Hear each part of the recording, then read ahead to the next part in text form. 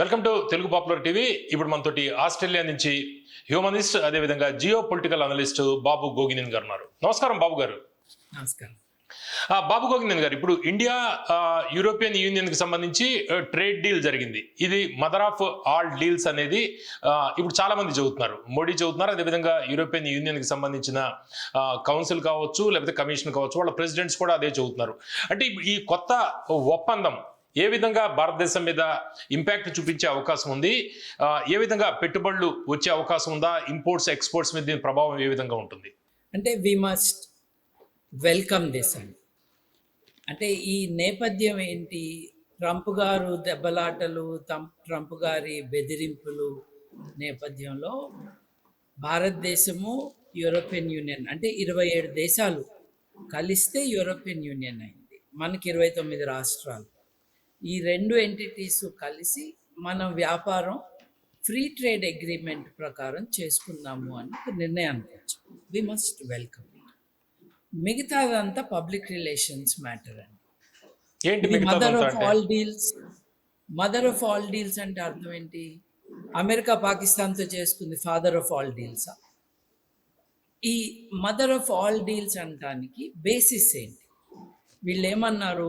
2 billion people. ఇప్పుడు Ursula von der Leyen అనే ఆవిడ యూరోపియన్ కమిషన్ చైర్పర్సన్గా ఆవిడ మాట్లాడుతూ this is the mother of all deals అన్నారు. ఆవిడ ఎలా చెప్పారు?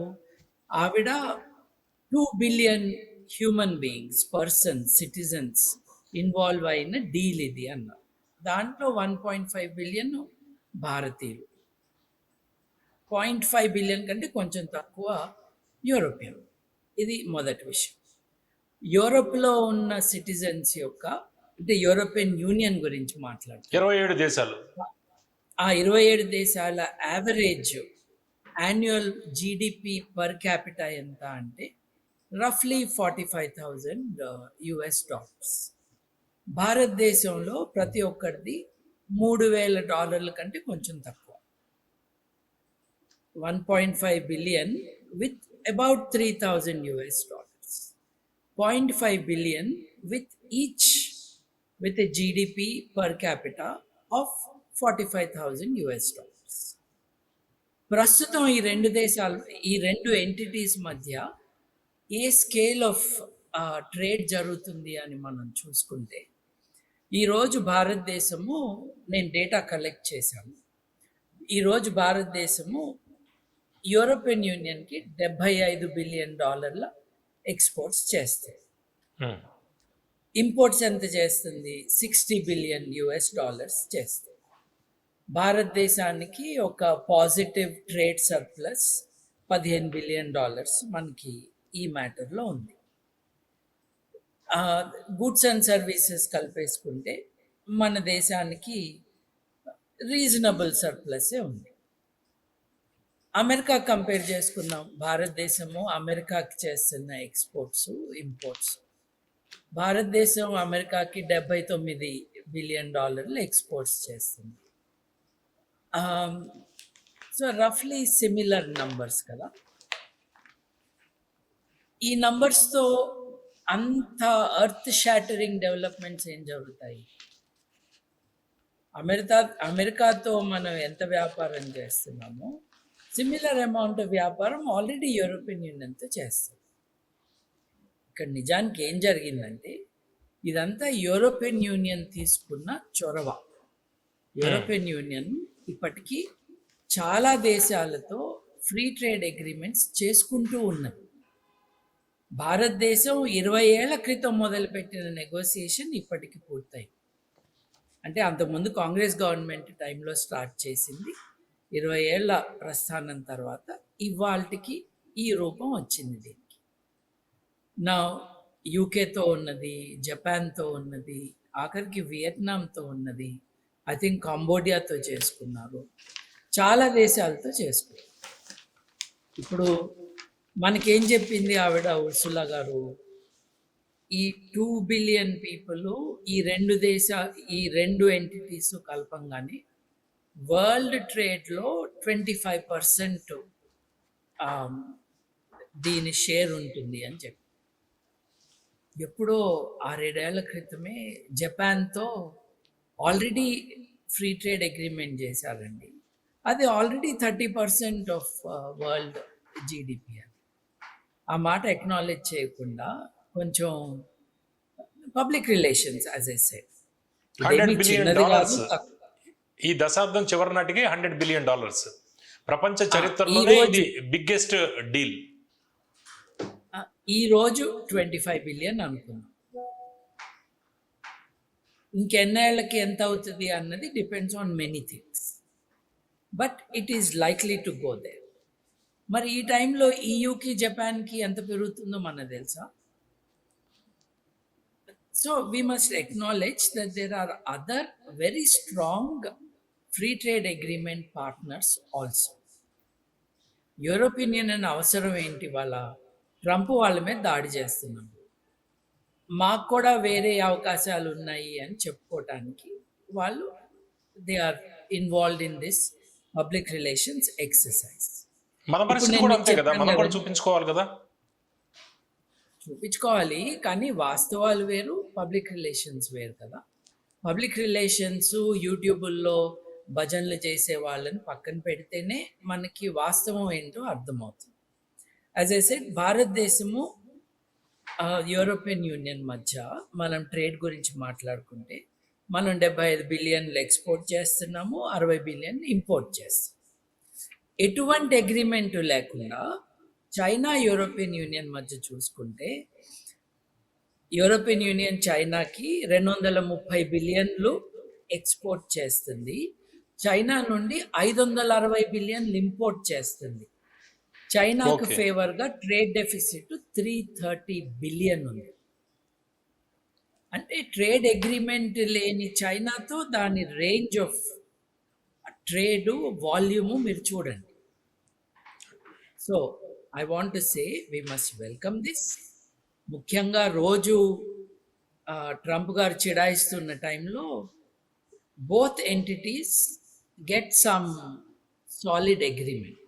కానీ ఈరోజు వీళ్ళు సంతకాలు పెట్టినాక మళ్ళీ యూరోప్కి వెళ్ళి యూరోప్లో మళ్ళీ మంతనాలు జరుపుకొని అక్కడ యూరోపియన్ యూనియన్ స్ట్రక్చర్స్లో అది పాస్ అయ్యి ఫైనల్గా it becomes something that can enter in to force.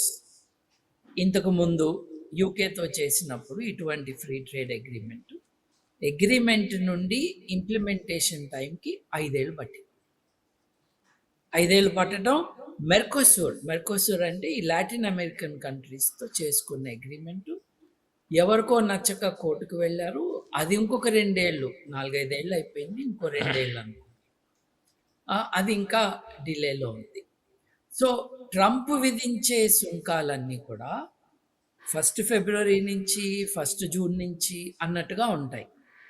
కాదని చెప్పాడు కదా. 6 నెలలు, 3 నెలలు, 6 నెలలు, 15 రోజులు, ప్రస్తుతానికి వాయిదా పడింది అంతే. అంతే. 10% అంటాడు, 25% అంటాడు, 50% అంటాడు. మొన్న అది బిల్లేం పాస్ కాదనుకుంటా, కానీ 500% చేస్తాము మీరు రష్యాతో ట్రేడ్ చేస్తే. ఇవన్నీ రేపో ఎల్లుండో వచ్చే విపత్తులు. ఇది మటుకు 4 ఏళ్ళో 5 ఏళ్ళో పడుతుంది. ఇది మర్చిపోతే ఎలా? ఇప్పుడు మీరేమన్నారు, ఇంకొక 5 ఏళ్లలో ఇది 100 బిలియన్ దాకా వెళ్తుంది, లేకపోతే 1 ట్రిలియన్ దాకా వెళ్తుంది. ప్రస్తుతానికి ఉన్న లెవెల్ వచ్చి 5 ఏళ్ల పాటు అట్లాగే ఉంటుంది. Because this has to get in to the law. 2 దేశాల పార్లమెంట్లు దాన్ని అప్రూవ్ చేయాలిగా. అంటే ఎంతో అయినప్పుడే కాలం నుంచి ఈ డీల్ కి సంబంధించి, ఇండియా యుఎస్ డీల్ కి సంబంధించి ఎప్పటి నుంచో మాట్లాడుతున్నారు. ఇప్పుడు యూరోపియన్ యూనియన్ నిర్ణయం తీసుకోవడానికి కారణం ఏమిటి అని మీరు భావిస్తున్నారు? అంటే చైనా నుంచి ఇప్పుడు మీరు చెప్తున్నట్టు $230 బిలియన్ కావచ్చు, $500 బిలియన్ ఇంపోర్ట్స్ కావచ్చు, లేకపోతే చైనా నుంచి కొంత తగ్గిద్దాము అనే ఒక స్ట్రాటజిక్ గా ఏదైనా వెళ్తుందంటారా యూరోపియన్ యూనియన్? అంటే యాజ్ ఐ పాయింటెడ్ అవుట్ అండి, 20 ఏళ్ల నుండి ఈ ఫ్రీ ట్రేడ్ అగ్రిమెంట్ డిస్కషన్ జరుగుతుంది. అవును. భారతదేశం ఆస్ట్రేలియాతో కూడా చేసుకుంది, యూరోపియన్ యూనియన్ చాలా దేశాలతో చేసుకుంది. ఎందుకు అని అంటే యూరోపియన్ యూనియన్ కంటిన్యూస్గా తను ఒకే దేశం మీద డిపెండ్ కాకూడదు అని డిటర్మిన్డ్గా తన పాలసీ తన సెల్ఫ్ ప్రిజర్వేషన్ కోసం చేసుకుంటుంది. నేను I want to point out, ఇది యూరోపియన్ యూనియన్ తీసుకున్న ఒక initiative world wide with many countries. దాంట్లో భారతదేశాన్ని ఒక ఇంపార్టెంట్ పార్ట్నర్గా చేసుకున్నదన్నది వాస్తవం. So this is really European union's initiative, we should not forget it. ఎందుకంటున్నాను ఇట్లా? భారతదేశంలో సుంకం ఎక్కువ ఉంది, యూరోపియన్ యూనియన్కి చాలా తక్కువ ఉంది. భారతదేశం నుండి యూరోపియన్ యూనియన్ దేశాలు ఏవైనా ఇంపోర్ట్ చేసుకుంటే 15%, 17%, ఆ రేంజ్లో ఉన్నాయి వాళ్ళు మన పైన విధించే టారిఫ్లు. భారతదేశం వారిపైన ఎంత టారిఫ్లు విధిస్తుంది అని అంటే, కార్లు లాంటివి అయితే 100% విధిస్తుంది. చాలా వాటిల్లో 30%, 40%. నిజానికి ట్రంప్ మనతో దెబ్బలాడుతున్నప్పుడు మా దేశం నుండి వస్తున్న విస్కీ పైన మీరు 150% టారిఫ్ విధిస్తున్నారు, కాబట్టి మేము మీ మీద 25% విధిస్తాము అంటే మనం గగ్గోలెత్తాం. వాళ్ళు మన మీద 25% అన్నారు, మనం వాళ్ళ మీద ఆల్రెడీ కొన్ని దశాబ్దాల పాటుగా 100%, 60%, 45% మనం విధిస్తూ ఉన్నాం. మనల్ని కొంచెం వంగదీశారు. మనం ఇప్పుడు ఆ 100%ని, ఇప్పుడు మన quality and level of media ఎంత దిగజారిపోయిందంటే, ఒక 130, 140 బిలియన్ల వాణిజ్యం జరుగుతూ ఉంటే దాంట్లో మెర్సిడీస్ కారు విలువ ప్రైస్ భారతదేశంలో ఎంత తగ్గుతుంది, ఆడి కార్కి ఎంత తగ్గుతుంది? 1.5 బిలియన్ ప్రజలు ఉన్న దేశంలో 10,000ల్లో కొనుక్కునే కార్ల విలువల గురించే మాట్లాడారు, మిగతా మాట్లాడారు. అంటే బాబు గారు, వైద్య పరికరాల మీద కూడా ఉంది కదా, దాని అనాలిసిస్ మెడికల్ అండ్ హెల్త్. మీరు దాని అనాలిసిస్ చూసారా? ఇదిగో హార్ట్కి స్టెంట్ వేస్తారు, స్టెంట్ కాస్ట్ ఇంత తగ్గింది అని ఎక్కడన్నా చెప్పారండి? చూడలేదు. అవును కదా. వీళ్ళంతా కూడా నువ్వు మెర్సిడీస్ కారు కొంటే, నువ్వు ఔడీ కారు కొంటే నువ్వు ఎంత తక్కువ కడతావు? 4 కోట్ల కారు 2.5 కోట్లకు వస్తుంది. మర్సిడీస్లు, లాంబోర్గినీలు, ఔడీలు ఈ సినిమా స్టార్లు, ఇండస్ట్రియల్ టైకూన్స్ కాకుండా ఇంకొంతమంది కొనుక్కుంటారు. అదే 3.5 కోట్ల లాంబోగిని కారు 2 కోట్లకే వస్తుంది దీనివల్ల, ఈ ట్రేడ్ డీల్ వల్ల. అవును, మీరు చెప్పేది ఎంతమంది ఉంటారో, ఎవరికి ఉపయోగపడుతుంది, కామన్ మ్యాన్ కి దీనివల్ల లాభం ఏంటి అనేది మీ ప్రశ్న. That is what I'm saying. ఈ వార్త ఎవరి కోసం? ఈ డీల్ ఎవరి కోసం? ఇప్పుడు చాలా ముఖ్యమైన విషయం ఏంటంటే, అగ్రికల్చరల్ ప్రోడక్ట్స్, అగ్రికల్చరల్ రిసోర్సెస్ని ప్రొటెక్ట్ చేశారు భారతదేశం గవర్నమెంట్ తరఫు నుండి. సో యూరోపియన్ యూనియన్ నుండి మన దేశానికి వచ్చే ఇన్వెస్ట్మెంట్ కానీ, మన దేశానికి వచ్చే ప్రోడక్ట్స్ కానీ అగ్రికల్చర్ని టచ్ చేయకుండా ఉంటాయి. ఇది చెప్పాలి కదా. మర్సిడీస్లు, ఔడీలు గురించి చెప్పడం ఈ పనికిరాని జాతి. అంటే బాబు గారు, ఎకానమీ బూస్ట్ అవుతుంది కదా కొంతవరకు? తప్పకుండా అవుతుందండి. ఎకానమీ బూస్ట్ అవుతుంది, క్యాపిటల్ ఇన్ఫ్యూజన్ జరుగుతుంది. దానివల్ల ఎన్ని ఉద్యోగాలు వస్తాయి అన్నది ప్రశ్నార్థకమే. ఎందుకంటే ఇది డావోస్లో ఒక ముఖ్యమైన విషయము గీతా గోపీనాథ్ గారు బయట పెట్టారు. ఆవిడ వాళ్ళ హార్వర్డ్ యూనివర్సిటీలో ప్రొఫెసర్, మొన్నటి వరకు ఇంటర్నేషనల్ మానిటరీ ఫండ్కి డెప్యూటీ డైరెక్టర్. అంతకుముందు ఆవిడ IMFకి చీఫ్ ఎకానమిస్ట్. ఆవిడ ఏం చెప్పారంటే, అందరూ జాగ్రత్తగా వినాలి, భారతదేశానికి ఒక డివిడెండ్ ఉంది. What dividend? ఏజ్ మనది, భారతీయులు 60% మంది 35 ఏళ్ల వయసు కంటే తక్కువ ఉన్నవాళ్ళు. సో వీళ్ళందరూ భారతదేశపు ఎకానమీని ముందుకు తీసుకువెళ్తారు అని మనందరం భ్రమపడుతూ ఉన్నాం. గత 15 ఏళ్ళ నుంచి మనం ఈ మాటలే చెప్పుకుంటూ ఉన్నాం. ఎందుకంటే 1.5 బిలియన్ జనాభాలో 60% అంటే దాదాపు 90 కోట్ల మంది. ఇంతమంది 35-40 ఏళ్ల కంటే తక్కువ వయసు ఉన్న వాళ్ళు ఉన్నారు.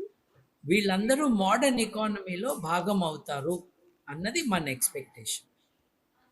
ఆవిడ బయటపెట్టిన గణాంకాలు ఏంటంటే, నిజానికి ట్రెడిషనల్గా మనము వీళ్ళందరూ లేబర్ మార్కెట్లో పార్టిసిపేట్ చేస్తారు, వీళ్ళందరూ జీడిపిని పెంచుతారు అని అనుకుంటాము. భారతదేశంలో జరిగింది అది కాదు. భారతదేశంలో క్యాపిటల్ మూలంగా, అంటే ఇన్వెస్ట్మెంట్స్ మూలంగా, అంటే మీరు మెషిన్లు తీసుకొచ్చి పెట్టిన కారణంగా, డేటా సెంటర్లో మీరు 10,000 మందికి ఉద్యోగాలు ఇవ్వలేరు, కానీ 1,50,000 కోట్ల ఇన్వెస్ట్మెంట్ జరుగుతుంది అంటారని. జీడిపి ఫిగర్స్లో 1,50,000 కోట్లు వస్తాయి, కానీ ఈ 10,000 మందే కదా అక్కడ ఉండేది. యాన్సిలరీ ఇండస్ట్రీస్లో రావచ్చు ఉద్యోగాలు. సో మనం డేటాని తెలివిగా అర్థం చేసుకునే ప్రయత్నం చేయాలి. భారతదేశపు ఎకానమీ నంబర్స్ పెరుగుతాయి, జీడిపి పెరుగుతుంది, కానీ ఉద్యోగాలు రావు, లేదు చాలా తక్కువ వస్తాయి అన్నది మర్చిపోకూడదు. యూరోపియన్ యూనియన్ నుండి భారతదేశంలో ఇన్వెస్ట్ చేసినప్పుడు వారు ఏ టెక్నాలజీస్లో ఇన్వెస్ట్ చేస్తారు? అది క్యాపిటల్ ఇంటెన్సివ్ టెక్నాలజీస్లో, ఇండస్ట్రీస్లో ఇన్వెస్ట్ చేస్తారు. సో భారతదేశంలో అత్యధికంగా టాప్ 10% చేతిలోనే దేశం యొక్క వనరులన్నీ వాళ్ళ చేతిలో ఉన్నాయి. వాళ్ళ గ్రోత్ని మనం జీడిపిలో చూస్తున్నాము, 90% మందిది చూడట్లేదు అన్నది మనకు ఒక హెచ్చరిక. ఎందుకంటే మన అందరం కూడా ఎకానమీలో పార్టిసిపేట్ చేసినప్పుడే నిజంగా the fruits of this growth will go everywhere. అంటే ఇప్పుడు అది ఏ మేరకు జరిగితే ఇంపోర్ట్స్ కి సంబంధించి ఎక్స్పోర్ట్స్ కూడా అవకాశం ఉంది కదా? మళ్ళీ అడగండి, సారీ. ఇంపోర్ట్స్ ఎక్స్పోర్ట్స్ మనం యూరప్ దగ్గర నుంచి ఇక్కడికి తెచ్చుకున్నవి ఏంటి అనే దాని గురించి మాట్లాడాము, ప్రొడక్ట్స్ అవన్నీ. అయితే ఎక్స్పోర్ట్ చేయడం వల్ల కూడా కొంత ఇక్కడ ఉపాధి అవకాశాలు పెరుగుతాయి మనకి ఇక్కడ. తప్పకుండా అండి. యాక్చువల్లీ మనము ఇంపోర్ట్ చేసుకునేది తక్కువ, మనం ఎక్స్పోర్ట్ చేసేది ఎక్కువ ఆల్రెడీ. హ్మ్. దీనికి మనకి ఈ ట్రేడ్ బ్యారియర్స్ అన్నవి తగ్గిపోతాయి. నేను అన్నట్టుగా we must welcome it, it's a grand thing, it's a great thing. కానీ ఉర్సులా గారు చెప్పినట్టుగా మనం తబ్బిబ్బైపోకూడదు. ఎందుకంటే మనం వాస్తవాలు తెలుసుకుని ఇన్ పర్స్పెక్టివ్ అర్థం చేసుకోవాలి. యాజ్ ఐ సెడ్, ఇది 25% ఆఫ్ గ్లోబల్ జీడిపి అన్నారు. నువ్వు దీని మదర్ ఆఫ్ ఆల్ డీల్స్ అని అన్నప్పుడు 30% ఆఫ్ గ్లోబల్ జీడిపితో నువ్వు 6 ఏళ్ల క్రితమే జపాన్తో చేసుకున్న దాన్ని ఏమనాలి? గ్రాండ్ మదర్ ఆఫ్ డీల్స్ అన్నారు. సో ఇదంతా కూడా ఒక పబ్లిక్ రిలేషన్స్ ఎక్సర్సైజ్. బట్ మనకి లాభమే, దీన్ని పర్స్పెక్టివ్లో చూడాలి అంటున్నాను. ఓకే. బాబు గారు, ఇప్పుడు రష్యా తోటి మన మైత్రి, లేకపోతే మనం ఇంపోర్ట్స్ చేసుకోవడం ఆయిల్ ఇవన్నీ, దీని మీద అమెరికా ఏ విధంగా చూసింది, ఎటువంటి రిస్ట్రిక్షన్స్, ఆంక్షలు విధిస్తానని భయపెట్టింది మనం చూసాం. ఇప్పుడు EU తోటి ఈ డీల్ని అమెరికా ఏ విధంగా చూసే అవకాశం ఉంది భవిష్యత్తులో? అమెరికా ఎలా చూస్తుందో ఎవరికి తెలియదండి. ఎందుకంటే అది విమ్సికల్గా జరుగుతుంది. ఆయన నిద్రలేచి ట్రూత్ సోషల్లో తన మెసేజ్ పెడుతున్నాడు. అసలు ప్రపంచంలో ఎక్కడా కూడా ఫారిన్ పాలసీ సోషల్ మీడియాలో అనౌన్స్ కాదు. అసలు ఫారిన్ పాలసీ అంటే కొన్ని వందల మంది ఎక్స్పర్ట్స్ కూర్చుని వాళ్ళు జియో పొలిటికల్ ఆస్పెక్ట్స్ అని అనలైజ్ చేసి దాని ట్రేడ్ అండ్ మిలిటరీ ఇంప్లికేషన్స్ ఏంటో దాన్ని అనలైజ్ చేసి దీనివల్ల మనకి లాభమా కాదా, ఇది ప్రపంచ వాణిజ్యం అంతా కూడా కొన్ని ఫ్రేమ్వర్క్స్లో జరుగుతుంది. క్లింటన్ గారు వాళ్ళందరూ ఉన్నప్పుడేమో general agreements on trade, tariffs, ఈ గ్యాట్ అగ్రిమెంట్స్ వాటి ద్వారా చేశారు. WTO వరల్డ్ ట్రేడ్ ఆర్గనైజేషన్ ఫ్రేమ్వర్క్లో చేశారు. అప్పుడు మోస్ట్ ఫేవర్డ్ నేషన్ అని, మోస్ట్ ఫేవర్డ్ నేషన్ అంటే ఏం లేదు, WTOలో మెంబర్స్గా ఉన్న ప్రతి దేశానికి సుంకం ఇంతే ఉంటుంది. అక్కడి నుండి ఆ స్ట్రక్చర్ని బ్రేక్ చేసేసి ఆ ఫ్రేమ్వర్క్ బయటకు వచ్చేసి ఏ దేశం పైన ఎంతైనా నేను విమ్సికల్గా టారిఫ్స్ విధిస్తాను అంటము, బెదిరియటము, మళ్ళీ నువ్వు నాకు ఫోన్ కాల్ చేసి ఉంటే నేను అట్లా చేసి ఉండేవాడిని కాదని అనటము, ఈ చిల్లర మాటలు మాట్లాడుతూ ఉండే కాంటెక్స్లో రేపు ఎలా ఉంటుంది మనం చెప్పలేము. కానీ రియాలిటీ ఏమిటి అని అంటే అమెరికన్ ఎకానమీ అప్పుల మీద నడుస్తున్న ఎకానమీ అయినా కూడా ఒక real powerful force in the world. మనం అమెరికన్ ఎకానమీని తప్పించుకొని ఏదంటే అది చేయగలము అని అనుకోకూడదు. But as I showed to you, అమెరికాతో వాణిజ్యము, యూరోపియన్ యూనియన్ 27 దేశాలతో వాణిజ్యము భారతదేశానికి సిమిలర్ లెవెల్స్లో ఉన్నాయి. మనకి రెండూ కావాలి. అది పోతే ఇది ఉంది కాదు, మనకి రెండూ ఉంటేనే. ఇప్పుడు మన జీడిపి 4.5 ట్రిలియన్ అని చెప్పాం కదా. ఈ 4.5 ట్రిలియన్లో దాదాపు 40% GDP relates to our international trade. దాంట్లో మనం అమెరికాను తప్పించేసి చాలా దెబ్బతింటాం. ఎక్కడ లొంగాలో అక్కడ లొంగాల్సిందే. మనం ఎప్పుడైనా కూడా ఈ ట్రేడ్ డీల్స్లో ఈగోస్ అవి కాదు, మన దేశం యొక్క ఇంట్రెస్ట్ని ఎలా కాపాడుకోవాలి, ఏ మేరకు లొంగాలి, ఎక్కడ తగ్గాలి, ఎక్కడ కన్సెషన్స్ ఇవ్వాలి. భారతదేశం ఆల్రెడీ ఆ పాత్రలో ఉన్నట్టుగా మనకు తెలుస్తుంది. ఓకే. మీరు రష్యా గురించి అడిగారు కదా. ఒకప్పుడు మనం రష్యా నుండి I think even 20 years ago 60% of our arms imports, ఆయుధాల దిగుమతి రష్యా నుండి చేసుకున్నాం. వాళ్ళది 36% పడిపోయి. మనం రష్యా నుండి ఆయిల్ తీసుకురావటం మనకు చాలా తక్కువ రేట్కి ఇచ్చేవాళ్ళం. అయినా కూడా ట్రంప్ బెదిరింపులకి మనం తగ్గించాం. ఇది ట్రంప్ బెదిరింపులు నైతికమా? కాదు. ఎందుకంటే మనకంటే ఎక్కువ చైనా ఇంపోర్ట్ చేసుకుంటుంది ఆయిల్ రష్యా నుండి.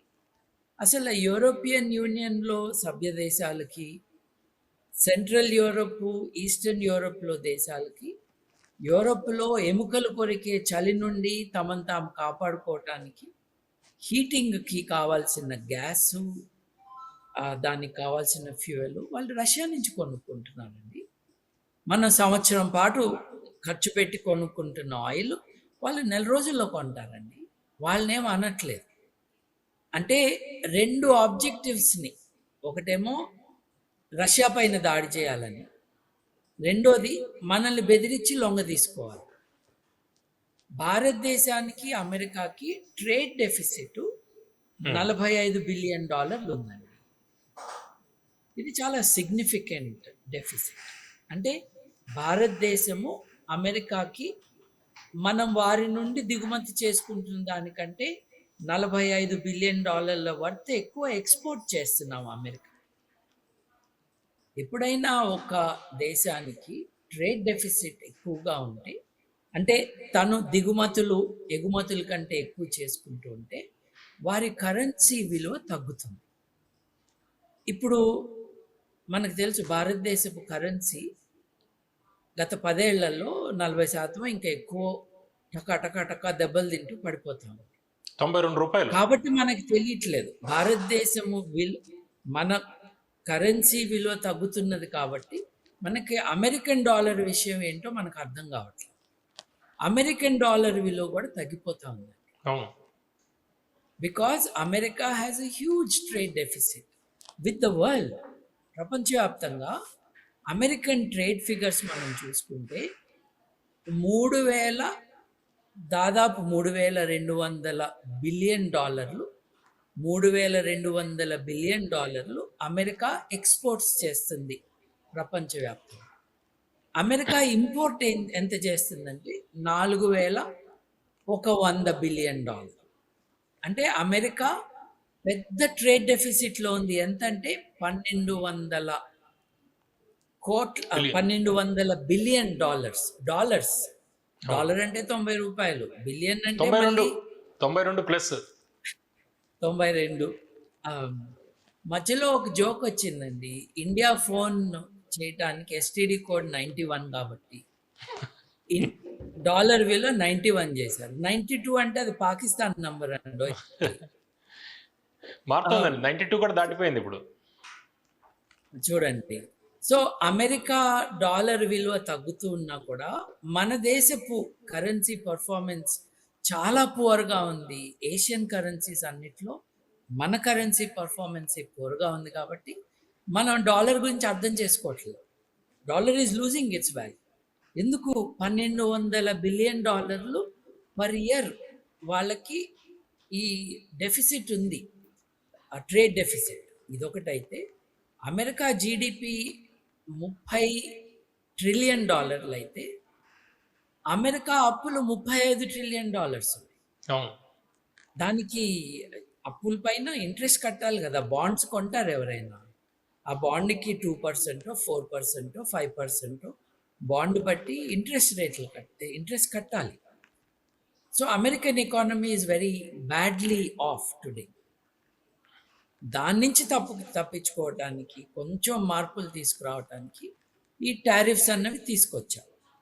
భారతదేశం మీద సెలెక్టివ్గా అప్లై చేసి మనకు అన్యాయం చేస్తున్నారు, కానీ ఓవరాల్గా అమెరికా తన టారిఫ్స్ ద్వారా ఆదాయాన్ని పెంచుకోవాలని చూస్తుంది. ఓకే. కానీ అమెరికన్ ప్రభుత్వాన్ని అంటే ప్రెసిడెంట్కి ఆ హక్కు లేదు అని already United States court of international trade judgement ఇచ్చేసింది. దాన్ని గవర్నమెంట్ అపీల్ చేసుకుంటూ ఇప్పుడు సుప్రీంకోర్టుకు వెళ్ళింది. సుప్రీంకోర్టు ఆల్రెడీ 10 రోజుల క్రితము జడ్జ్మెంట్ ఇవ్వాల్సింది పోస్ట్పోన్ చేసింది. మీరు కనుక ప్రభుత్వానికి వ్యతిరేకంగా ఇస్తే అమెరికా మునిగిపోతుంది జాగ్రత్త అని president of America United States సుప్రీంకోర్టుని బెదిరిస్తున్నారు. మన దేశాల్లో సబ్జుడిషి అంటే కోర్టులో ఏదైనా మ్యాటర్ ఉంటే అందరు గప్చు కూరుకుంటారు కోర్టు యొక్క నిర్ణయం వచ్చేవారు. ప్రెసిడెంట్ ఏమో జడ్జిల్ని ప్రజల్ని భయపెడుతున్నాడు ఓపెన్గా మాట్లాడి. అది గనక అమెరికా ప్రభుత్వానికి వ్యతిరేకంగా జడ్జిమెంట్ వస్తే ఆబ్వియస్లీ ఇప్పటిదాకా కలెక్ట్ చేసిన టారిఫ్ డబ్బులు మళ్ళీ అమెరికన్ కంపెనీలే ఎవరెవరైతే టారిఫ్లు కట్టారో వాళ్ళకి వెనక్కి ఇవ్వాలి. ఇప్పుడు టారిఫ్స్ ఎగుమతి చేస్తున్న దేశాల నుండి కలెక్ట్ చేయరు, దిగుమతి చేసుకుంటున్న కంపెనీల నుండి, అమెరికన్ల దగ్గర నుండి తీసుకుంటారు. ఒక వస్తువు విలువ పెరిగిన కారణంగా, దాని ఖరీదు పెరిగిన కారణంగా అక్కడ మార్కెట్లో దాని కాంపిటేటివ్నెస్ తగ్గిపోయి, ఉదాహరణకి భారతదేశ ప్రోడక్ట్ మీద 50% టారిఫ్ వేశారండి. పాకిస్తాన్ నుండి, బంగ్లాదేశ్ నుండి, చైనా నుండి ఆ దేశానికి వెళ్తున్న అటువంటి ప్రోడక్ట్ కంటే మన ప్రోడక్ట్ ఖరీదు ఎక్కువైపోతుంది కాబట్టి మంది కొనరు. అట్లా అటాక్ చేయాలని. కానీ డబ్బులు కడుతుంది ఎవరు? అమెరికన్ ప్రజలే కదా. ఇవాళ అమెరికాలో అన్ని కేటగిరీస్లో పర్ అమెరికన్ దాదాపు $1,400 ఎక్కువ కడుతున్నారంట వాళ్ళు వాళ్ళ డైలీ గ్రాసరీస్, లివింగ్ ఎక్స్పెన్సెస్ మీద. ఉద్యోగాలు తగ్గిపోతూ ఉన్న పరిస్థితిలో, ఆదాయాలు కొంచెం ప్రెషర్లో ఉన్న పరిస్థితుల్లో అమెరికన్స్కి ఇది భారం. మనకు కూడా ఉంటుంది, బట్ డైరెక్ట్గా వాళ్ళ దేశం మీదకే ఆయన దాడి చేస్తున్నట్టు కదా. ఓకే.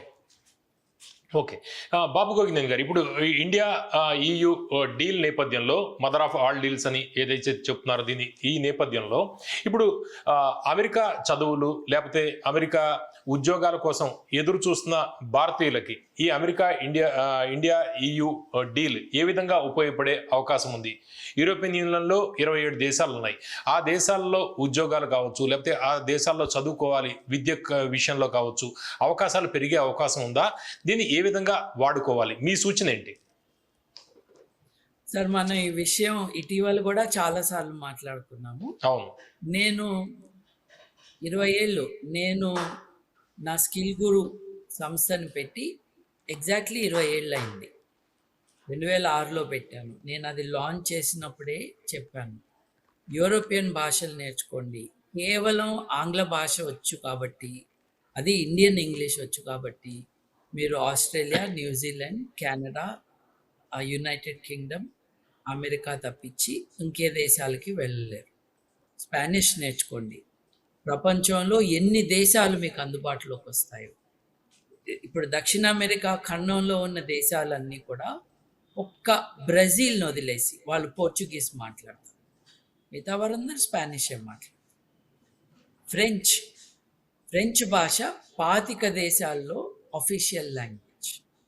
ఆ మీ ఫ్రెంచ్ దేశాల్లో అంటే భాషకు సంబంధించి మీరు వాటిల్లో అధ్యాపకులు కూడా అలియన్స్ ఫ్రాన్సైజ్ లో అప్పట్లో చేసేవాళ్ళు. ఒకప్పుడు, తర్వాత నా సంస్థలో కూడా నేను ఉమ్, క్లాసెస్ ఆఫర్ చేశాను. నేను 11 ఏళ్ల పాటు అధ్యాపకుడుగా అలియాన్స్ ఫ్రాన్సైజ్లో పనిచేశాను. అవును. పవన్ గారు, మీ మెమరీకి నా ట్రిబ్యూట్ అండి. మీరు ఎప్పుడో 15 ఏళ్ల క్రితం మీతో చెప్పినవి మీకు గుర్తున్నాయి, మీరు అవి చెప్తూ ఉన్నారు. ఆ, ఆఫ్రికాలో ఎక్కువ ఉన్నాయి ఆ దేశాలు, బట్ ఫ్రెంచ్ భాష వస్తే ఆ దేశాల్లో అవకాశాలు. జర్మన్ నేర్చుకుంటే జర్మనీ రమ్మంటుంది, జర్మనీ చదువుకోవటానికి రమ్మంటుంది, ఉద్యోగాలు చేయడానికి రమ్మంటుంది. ఉద్యోగం లేకుండా కూడా మా దేశానికి వచ్చి 6 నెలల నుంచి 12 నెలల్లో ఉద్యోగం తెచ్చుకోండి అని వీసా ఇస్తుంది. అటువైపు చూడొచ్చు. మీరు ఇండియాలో బాగా చదువుకుని ఒక జర్మన్ యూనివర్సిటీలో మీరు అడ్మిషన్ తెచ్చుకుంటే fee almost nothing. Tuition fee is nothing. కేవలం అక్కడ మీరు పార్ట్ టైం జాబ్ చేసుకుని ఉద్యోగాలు తెచ్చుకుని, పార్ట్ టైం ఉద్యోగాలు, దాంతోనే మీ పోషణ మీరు చూసుకోవచ్చు. సంవత్సరం 2 ఏళ్ళు చదువుకుంటే భాష బాగా వస్తే అక్కడ ఉద్యోగాలు వచ్చే అవకాశం ఉంటుంది. So one should look somewhere else అండి. ఎంతకాలం రావద్దు వెళ్ళిపో అంటున్న అమెరికాకి నువ్వు ఎట్లా వెళ్తావు? ఇప్పుడు చాలామంది తెలుసుకున్నారో లేదో, చాలామంది తెలుసుకోవాల్సిన విషయం ఏంటంటే, 2 రోజుల క్రితం టెక్సస్ రాష్ట్రం అంటే అలాస్కా తర్వాత టెక్ససే అతిపెద్ద రాష్ట్రం అమెరికాలో.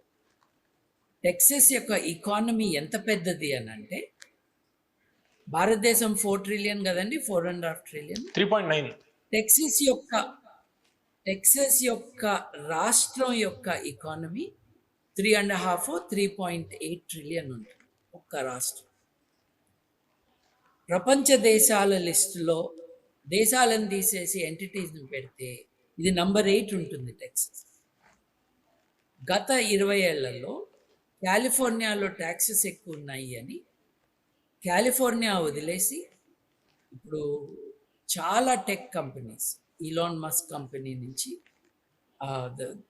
గూగుల్ దాకా అన్నీ కూడా వారి మేజర్ ఎస్టాబ్లిష్మెంట్స్ టెక్సస్లో పెట్టుకున్నారు. అంటే దాని అర్థం ఏంటి?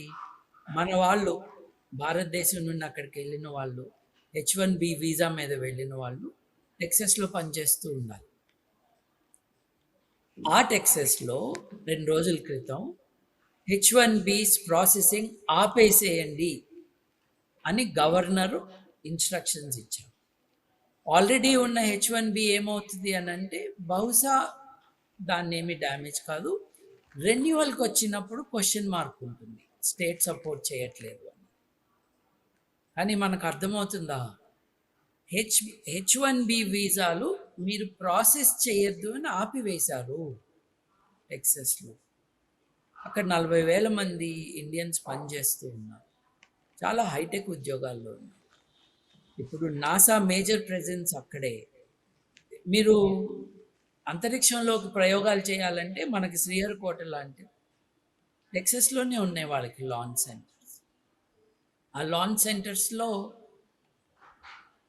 దాన్ని యాన్సిలరీ ఇండస్ట్రీస్లో పనిచేస్తున్న వాళ్ళు కొంతమంది H1B.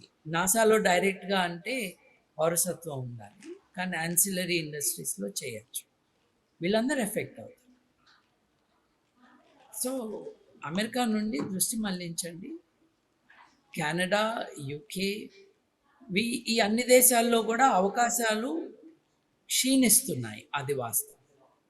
యూరోపియన్ యూనియన్లో కొన్ని దేశాల వనం ఇంకా ఉంది. People should go there. Okay. అంటే ఇప్పుడు F1 వీసా విషయంలో ఓపీటీ విషయంలో ఆప్షనల్ ప్రాక్టికల్ ట్రైనింగ్ ఏదైతే ఉంటుందో దాని విషయంలో కూడా కొన్ని అనుమానాలు ఉన్నాయి. అక్కడ చదువుకునే వాళ్ళ విషయంలో ఓపీటీ కూడా వస్తుందా లేదా అనేది. ఇక స్టూడెంట్ వీసా అలా ఉంది. ఇప్పుడు ఈ ఉద్యోగ వీసాకి సంబంధించి H1 వీసాకి ఉన్నవాళ్ళు ఇండియా వస్తే మళ్ళీ తిరిగి వెళ్తారా లేదా అనే పరిస్థితి కూడా ఉంది కదా. అవునండి. ఇది చాలా hostile regime for the visa holder. హ్మ్. మీరు hostile regime for visa holder ఏంటండి? సిటిజన్స్‌నే ఇప్పుడు అనుమానాలతో పట్టుకుంటున్నారు, అరెస్ట్ చేస్తున్నారు. రెసిస్ట్ చేస్తే ఇద్దరిని కాల్చి చంపేశారు. మూడో వ్యక్తిని అరిజోనా రాష్ట్రంలో రాత్రికి రాత్రి చంపేశారు. అంటే ఒక భయం క్రియేట్ అయింది కదా! తెల్లవాళ్ళుగా కనిపిస్తున్న వాళ్ళ మీద కూడా దాడి చేయటానికి రెడీగా ఉన్నారు. ఏది immigration and customs enforcement ICE hmm. Department. ఎక్కడంటే అక్కడికి వెళ్తున్నారు. Patel brothers it's a big chain of Indian groceries shop. Patel బ్రదర్స్‌లోకి అది ప్రైవేట్ ఎస్టాబ్లిష్మెంట్ కదండీ! ఈ ఎస్టాబ్లిష్మెంట్‌లోకి మీరు రావటానికి వీల్లేదు అని ఆ ఓనర్స్ నోటీస్ పెట్టొచ్చు. కానీ పెట్టలేదు వాళ్ళు. సో, ఈ ICE immigration and customs enforcement department వాళ్ళు అటువంటి షాపుల్లోకి వెళ్ళి అక్కడున్న వాళ్ళ మీదకి ఫిజికల్‌గా మీద పడి కింద పడేసి, నా దగ్గర డాక్యుమెంట్స్ ఉన్నాయి అని చెప్తున్నా కూడా సంకెళ్ళేసి పట్టుకెళ్ళిపోతారు. ఇది భయపెట్టడానికే కదా చేస్తుంది. ఇప్పుడు మీరు technically you have violated the immigration regulations అంటే మిమ్మల్ని నోటీస్ ఇచ్చి 25 రోజుల్లోనూ 30 రోజుల్లోనూ దేశం వదిలి వెళ్ళిపోమని పంపించేయచ్చు. అలా కాదుగా చేస్తుంది. సడన్గా వీళ్ళు ఎల్ సాల్వదార్లో తేలుతున్నారు. హై సెక్యూరిటీ ప్రిజన్స్ చాలా బ్యాడ్గా ట్రీట్ చేసి వాళ్ళకి ఫుడ్ సరిగ్గా పెట్టక మోస్ట్లీ నాన్ వైట్ పీపుల్, కానీ ఇప్పుడు వైట్ పీపుల్ మీద కూడా టార్గెట్ పెరుగుతుంది. అంటే ఇండియా EU డీల్ జరగక ముందు నుంచి మీరు చెబుతున్నారు. ఇప్పుడు వీసాల సంక్షోభం US కి సంబంధించి ట్రంప్ వైఖరి నేపథ్యంలో EU దేశాల మీద దృష్టి సారించవచ్చని మీరు మొదటి నుంచి చెబుతున్నారు. అయితే ఈ లేటెస్ట్ ఇండియా EU డీల్ తోటి ఇంకా మనని చూసే విధానం కొద్దిగా మారుతుంది కదా, కొద్దిగా ఫ్రెండ్లీగా ఉంటుంది, పాజిటివ్గా ఉంటుంది కదా. ఐ డౌట్ ఇట్ అండి. ఎందుకు ఉండాలో నాకు చెప్తే నేను ఐ ట్రై టు అండర్స్టాండ్. అంటే ఇప్పుడు డీల్ పెట్టుకున్నారు కాబట్టి ఇంపోర్ట్స్ ఎక్స్పోర్ట్స్ విషయంలో, అంటే ఎప్పటి నుంచో పెండింగ్ లో ఉన్న ఈ డీల్ ఇప్పుడు లేటెస్ట్ గా అయింది కాబట్టి. అవును, యూరోపియన్ యూనియన్ దాని కారణంగా పాజిటివ్గా ఉంటుంది. మనకి though this deal does not really facilitate movement of people. ఇప్పుడు గూడ్స్ అండ్ సర్వీసెస్, ఇప్పుడు వస్తువుల నమ్మకానికి మీరు టారిఫ్స్ విధిస్తున్నారు, సర్వీస్ చేయడానికి ఉద్యోగస్తులు రావటానికి అడ్డంకులు అట్లాగే ఉన్నాయి కదా. ఆ అడ్డంకుల్ని కొంచెం వెసులుబాటు కల్పిస్తారేమో కానీ ఎక్కువ ఏమీ లేదు. This is EU and India. మనం ఈ డీల్ చేసుకున్నాం కాబట్టి అమెరికా మన పట్ల ఇంకో రకంగా చూస్తారు అన్నది I can't see the connection sir. ఎందుకంటే మీరు మాకు అవసరం లేదు, కెనడా కూడా మాకు అవసరం లేదు, కెనడాతో వాణిజ్యం మాకు దేనికి అని వాళ్ళని ఒక తన్నుదన్నారు. యూకేతో మాకేంటి అన్నారు, తన్నుదన్నారు. మీరు గ్రీన్లాండ్ విషయంలో మాతో కోఆపరేట్ చేయట్లేదు కాబట్టి మీ అందరి మీద ఇంత పర్సంటేజ్ ఎక్స్ట్రా టారిఫ్ విధిస్తున్నాను పొమ్మన్నాడు. ట్రంప్ అందరి మీద అలుగుతున్నాడు. ఎక్కడ భయపడతాం అన్నది ఎక్కడ చూస్తున్నాం మనం. అండ్ భారతదేశము ఆ లెవెల్లో లేదు, అమెరికాతో నెగోషియేట్ చేసే లెవెల్లో లేదు. మళ్ళీ గుర్తు చేస్తున్నానండి, ఇంతకుముందు కూడా మనం మాట్లాడుకున్నప్పుడు ఇది నేను చెప్పాను. సగటున అమెరికన్ పౌరుడు దాదాపు 80,000 అమెరికన్ డాలర్స్ ఆదాయం కలిగి ఉన్న వ్యక్తి. అమెరికాలో ఉన్న 35 కోట్ల మంది ప్రతి ఒక్కళ్ళు సగటున ఓ 70,000-80,000 డాలర్లు ప్రతి సంవత్సరం సంపాదిస్తారు. ఇండియాలో ఉన్న 150 కోట్ల మంది సగటున $3,000 సంపాదిస్తారు. అది 70,000-80,000, ఇది 3,000. రెండోది, ఇది 3,000 ఎట్లా వచ్చింది లెక్క? అందరినీ కలుపుకుంటే. కానీ దేశంలో వనరులు, దేశంలో ఆదాయము టాప్ 10%కి వెళ్ళిపోతుంది కాబట్టి ఆ టాప్ 10% తీసేస్తే మనం 3,000కి ఎక్కడ దగ్గర కూడా ఉన్నాం. సో మనల్ని అంత భయపడి చూసే పరిస్థితి ఇంకా లేదండి. ఒక 25 ఏళ్లలో మనకి స్ట్రెంగ్త్ వస్తుందేమో. మనం ఒక 20 ఏళ్ల కంటే ఇవాళ చాలా ముందున్నాము. మనం వీ కెన్ స్టార్ట్ నెగోసియేషన్స్. కానీ మనల్ని చూసి భయపడే పరిస్థితి కాదు. మనల్ని చూసి ఈ మార్కెట్‌లో మనకు అవకాశం ఉంది అని ఆ మార్కెట్‌లోకి యాక్సెస్ తెచ్చుకోవటానికి దేశాలు కొన్ని మనల్ని ప్రలోభపెట్టడానికో, మనకు కొన్ని అవకాశాలు ఇచ్చి వాళ్ళొస్తారు. వాళ్ళొచ్చినప్పుడు క్యాపిటల్ ఇంటెన్సివ్‌గా వాళ్ళొచ్చినప్పుడు మన దేశంలో అన్‌ఎంప్లాయ్‌మెంట్ అట్లాగే ఉంటుంది. వాళ్ళేమో చాలా ఎఫిషియంట్ ఇండస్ట్రీస్‌తో వస్తారు. వాళ్ళు చాలా చీప్‌గా మనకు అమ్మగలరు.